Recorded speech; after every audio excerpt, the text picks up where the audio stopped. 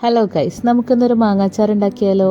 ആദ്യം ഒരു പാൻ ചൂടാക്കി അതിലോട്ട് 4 ടേബിൾ സ്പൂൺ വെളിച്ചെണ്ണ ഒഴിച്ച് കടുക് 2 ടേബിൾ സ്പൂൺ കടുകും കുറച്ച് കറിവേപ്പിൻ്റെ ഇല ഇട്ട് പൊട്ടിച്ച് ഇഞ്ചി വെളുത്തുള്ളി 2 ടേബിൾ സ്പൂണോളം ചേർത്ത് പിന്നെ ഒരു 5-6 പച്ചമുളകൊക്കെ ചേർത്ത് നന്നായി മൂപ്പിച്ച് യോജിപ്പിച്ച് അതിലോട്ട് 2 ടേബിൾ സ്പൂൺ മുളക് പൊടി, 1/2 ടേബിൾ സ്പൂൺ മഞ്ഞൾപ്പൊടി, പിന്നെ 1/4 ടേബിൾ സ്പൂൺ ഉലുവാപ്പൊടി, 1/4 ടേബിൾ സ്പൂൺ കായപ്പൊടി എന്നിവ ചേർത്ത് നന്നായി മിക്സ് ചെയ്ത് എന്നിട്ട് നമുക്ക് ആവശ്യത്തിനുള്ള സുറുക്കയും ഒഴിച്ച് അതിലോട്ട് നന്നായി യോജിപ്പിച്ച് വെക്കുക.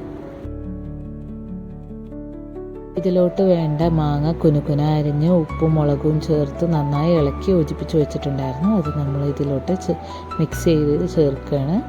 എന്നിട്ട് നന്നായി ഇളക്കി യോജിപ്പിച്ച് ഒരു 1/2 ടേബിൾ സ്പൂണോളം ഞാൻ ടൊമാറ്റോ കെച്ചപ്പ് ചേർക്കുന്നുണ്ട് ഒരു ടേസ്റ്റിന്. പിന്നെ വേണ്ട ഉപ്പും ബാലൻസ് ഉള്ളത് ചേർത്താൽ നമ്മുടെ രുചിയേറുന്ന മാങ്ങാച്ചാർ റെഡി.